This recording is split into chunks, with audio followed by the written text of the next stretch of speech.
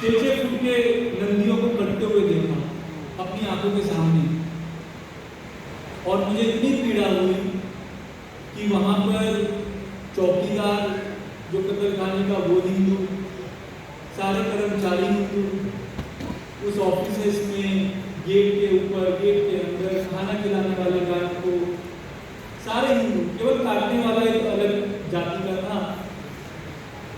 तो मेरे को देख के बड़ा दुख हुआ कि ये क्या हो रहा है। और मैं फिर राजू भाई के तो सुन के मैं स्वदेशी आंदोलन का मुद्दा लिया था, वो सब छोड़ के मैंने गाय का ये मुद्दा उठाया और भगवान ने वकील बना दिया था। तो मैं फिर वो लीगल केसेस देखने लगा और जब पता लगाया तो लगभग 1 लाख गाय, मैं ये बात कर रहा हूँ 2011-12 की, लगभग 1 लाख गाय रोज कटती थी पूरे भारत में। 1 लाख गाय रोज भी कटती थी। हर दिन सैकड़ों की संख्या में गोवंश कटते थे और ऐसे पूरे भारत का हाल है। तो फिर इन गायों का केस लड़ा और फिर देखिए एक भाग आपने उठा रखा है पंचगव्य का, चिकित्सा का, एक है गोरक्षकों का, गायों की तस्करी को रोकना, गाय जो कत्ल खाने जा रही है उनको पकड़ना, और फिर उसके बाद बोला था गौशालाओं का, जो गौशाला उनका लालन पालन कर रही गायों का, और एक बार हमारा भी है वकीलों का। तो मेरा शॉर्ट में मैं बता देता हूँ नाम क्या है, मैंने पहले भी बताया पर काफी सारे नए चेहरे हैं कि गायों को गोरक्षक जब पकड़ते हैं और वो आके गौशाला में आती हैं, उसके बाद वो कसाई किसान का रुख लेके न्यायालय में जाता है और जज को गुमराह करने का प्रयास करता है कि देखो मैं तो किसान हूँ, मैं तो इस गाय को पालने ले जा रहा था, तो मुझे वापस कर दो, गलती हो गई, मैं थोड़ा ओवरलोडिंग करते हैं उनको वापस कर दो। और मैं बता रहा हूँ आपको 11-12 की बात, 2011-12 की, कि 10 में से 9 केसेस में वो गाय उस कसाई के पास वापस चली जाती थी। और फिर लॉस मैंने पढ़े, सुप्रीम कोर्ट, हाई कोर्ट के ऑर्डर्स पढ़े, तो कुल मिला के ऐसा था कि गाय तो वापस जा ही नहीं सकती। और फिर आज तक लगभग मैं मानता हूँ 2,500-3 हज़ार केसेस हम लोग लड़े हैं पूरे भारत में, और मैं तो बंगाल के कोने कोने में जाके केसेस लड़ा हूँ, चाहे वो मालदा हो, जहांगीरपुर हो, बोंगाई गांव हो, सिलीगुड़ी के कुछ पार्ट्स हो, अलीपुरद्वार हो, शायद ही बंगाल का भी ऐसा कोई कोना हो जो छूट गया हो, असम हो, केरला हो, पंजाब, हरियाणा, गुजरात, तो पूरे भारत में जाके हमने, हमारी टीम जो है इन केसेस को लड़ी। हमने क्या एक सेंटर बना रखा है मुंबई में, पूरे भारत में गोरक्षकों का वहाँ फोन आता है और उनको सारा एप्लीकेशन बना के हम भेजते हैं। तो दोस्तों इसका रिजल्ट जो आया कि जो 10 में से 9 केसेस में गाय छूट जाती थी, वापस कसाई को पहुंच जाती थी, आज वो रिजल्ट हमारे फेवर में, गौशालाओं के फेवर में 100% पहुंच चुका है।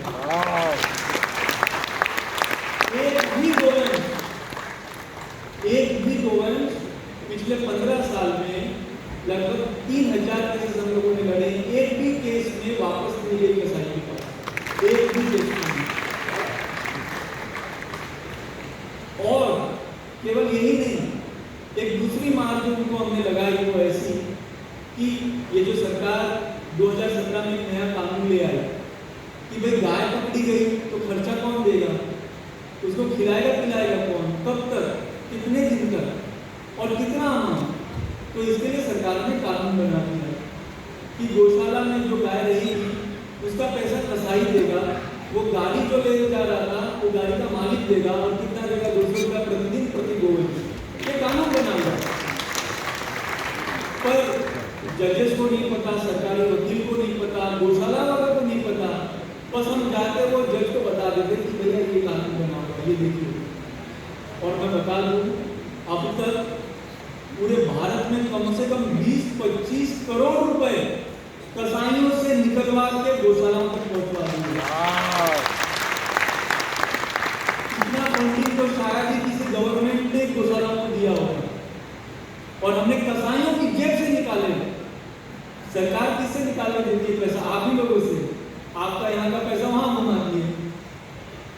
हमने तो कसाईयों से पैसा निकलवा के गौशाला को पहुँचवाया।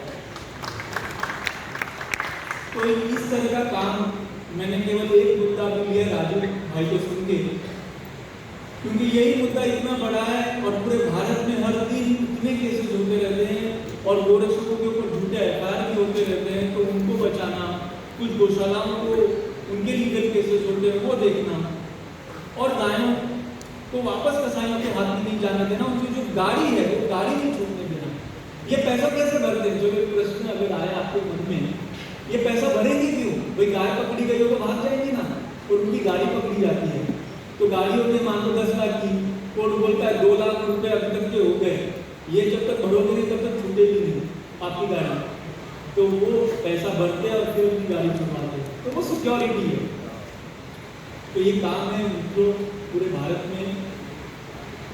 किंतु मैं दुख की बात बताऊं, आप लोग लगे हुए हैं, गोरक्षक लगे हुए हैं, अधिवक्ता लगे हुए हैं, किंतु मैं आपको एक दुख की बात बताऊं, जो गाय लगभग 15 साल पहले 1 लाख कट रही थी, आज भी वो लगभग उतनी ही कट रही है। ये देखो, ये जो इसका अरिथमेटिक है वो ऐसा है कि इसमें से पैसे मिलते हैं मुझको। अच्छा, कभी आपने देखा है भैंस ऐसे खुले में घूमते हुए केवल गाय दिखती है? कभी बकरी ऐसे घूमते हुए दिखी है कभी आपको? केवल गाय, गोवंश ही दिखता है। और यही गोवंश को फ्री में रात में चोरी करते हैं और उसको जाकर बेचते हैं। बकरे का मटन 800 रुपए किलो है, गाय का मटन 250-300 रुपए किलो है। क्यों? क्योंकि बड़ी सस्ती है गाय, चोरी कर लिया तो फ्री में मिल गई। तो ये जो कैलकुलेशन जब वो करते हैं तो कितना भी उनके ऊपर केस लग जाए, कितने भी उनके जेब से पैसे खर्च हो जाए, वो बाहर आएंगे जेल से, गाड़ी छुड़वाएंगे 2-4 लाख रुपए भर के, कल को वो यही काम करेंगे, यही काम है। तो इसका जो सॉल्यूशन जो मुझे दिखता है वो ये कि जब तक कोई पॉलिसी ना बनाए गवर्नमेंट लेवल पर, गुरुजी ने आज हजारों की संख्या में डब्ल्यूसी तैयार किए हैं, पर ये क्या ये टक्कर जो एलोपैथी के डॉक्टर्स हैं उनको हम दे पाएंगे? उनकी जो संख्या है आज इतने वर्षों से वो काम कर रहे हैं, हम दे पा रहे हैं, पर वो एक सीमित स्तर पर। जब ये पंचगव्य का डिप्लोमा डिग्री कोर्सेज जब सरकार अपने हाथ में लेगी, ये काम तब हो पाएगा। और गुरुजी ने सवेरे कहा कि सरकार से संभव तो नहीं है, लगता तो नहीं है, और ये बात उनकी सही है। सरकार बहुत सारे राज्यों में है, केंद्र में है, कहती है कि हम गाय वाली सरकार है, गाय को संरक्षण देंगे, तो क्यों नहीं आपके सारे इमारतों में गोनाई से सफाई हो रही है, आरटी फिनेल से सफाई होती है, आपके इमारतों में क्यों नहीं पुताई गाय के बने पेंट से हो रही है? आप हर राज्य में गौ सेस लगना चाहिए, 0.1% ही सही गौ सेस तो लगाइए आप, फिर वही पैसा तो आप गायों के ऊपर खर्च करोगे। गाय को आपने भिखारी बना दिया, जो गाय महालक्ष्मी है साक्षात, आपने हर गौशाला वाले कटोरा लेके पहुंच जाते हैं, अपवाद छोड़ दी तो जो स्वावलंबी बन चुके हैं। किंतु आप देखिए मेजॉरिटी 10 में से 9 गौशाला आज उनकी हालत क्या है।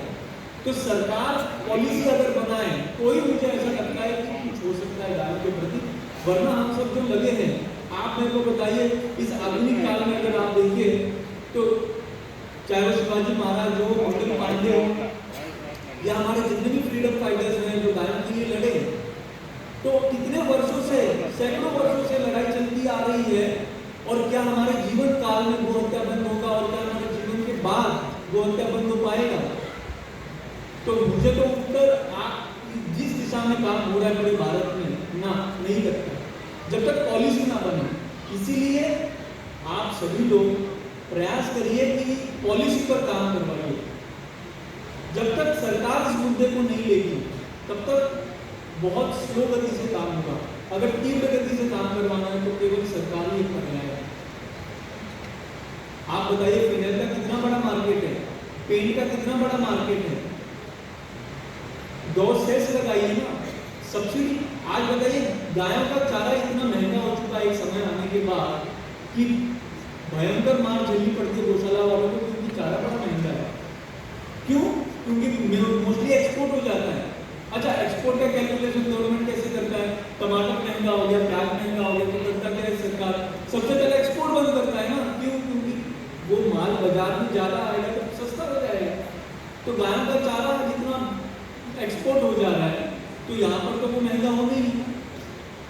तो ऐसे मित्रों बहुत सारे ऐसे विषय हैं जिसके ऊपर यदि सरकार आ जाए आके तो ये गोहत्या तुरंत बंद हो जाएगा, वरना पकड़ा धकड़ी ये सब चलता रहेगा।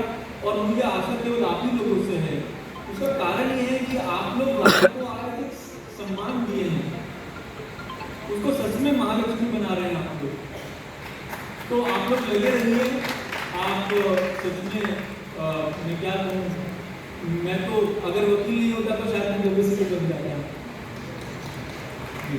तो एक विषय, अच्छा मैं वैसे भी गवर्नमेंट से वकील हूँ, मुझे लास्ट ईयर सर्टिफिकेट मिल चुका है। भूल गए।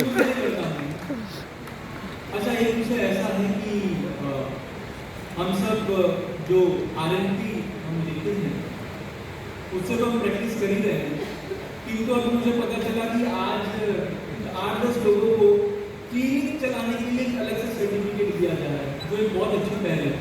अच्छा आप देखिए, आप मान लो किसी, जैसे मैं मुंबई से हूँ तो मुंबई का उदाहरण देता हूँ। मुंबई में किसी को भी दुकान चालू करना है किसी भी प्रकार का, वो ज़्यादा कॉर्पोरेशन से लाइसेंस लेता है, किसी भी प्रकार का हो। FDA से अलग लाइसेंस लेगा अगर स्वीट की दुकान है, होटल इंडस्ट्री है तो। पर अगर आपको म्युनिसिपल कॉर्पोरेशन के अंतर्गत कोई भी दुकान चलानी है तो एक तरह का लाइसेंस लगता है, जिसको शॉप एंड एस्टेब्लिशमेंट लाइसेंस कहते हैं, और वो अपनी दुकान पे लगाता है, वो एक तरह का कॉर्पोरेशन का लाइसेंस। ठीक है, उसी स्तर पर इस बार विद्यापीठम एक क्लिनिक के लिए लाइसेंस बना रहा है, और वो लाइसेंस आपके क्लिनिक पर लगेगा जहां पर आप ट्रीटमेंट करेंगे। और क्योंकि देखिए क्या होता है कि जब ऑफिसर्स आते हैं, मान लो किसी भी प्रकार का कोई इन्वेस्टिगेशन कभी हो, तो आप दिखा सकते हैं कि आपके पास RNP है, ये मार्कशीट है, ये डिप्लोमा के सर्टिफिकेट्स हैं, और ये RNP है, और ये भी है मेरे पास क्लिनिक चलाने का एक तरह का विद्यापीठम एसोसिएशन से इस प्रकार का लाइसेंस। तो मैं तो कहूँगा कि जितने भी लोग क्लिनिक चला रहे हैं आप सभी लोग ये लीजिए, और साथ में जो अन्य चीज़ें हैं उसका भी पालन करिए। और लास्ट में एक बार फिर रिक्वेस्ट जो मैं हर बार करता हूँ कि अपने पैथी को छोड़ के किसी और पैथी का ना मेडिसिन कभी रिफर करना, ना कभी सजेस्ट कभी देना, ना कभी रखना क्लिनिक में। एक पैरासीटामोल की रखने की आवश्यकता नहीं है। तो ये क्लिनिक वाला प्लीज आप लोग लीजिए।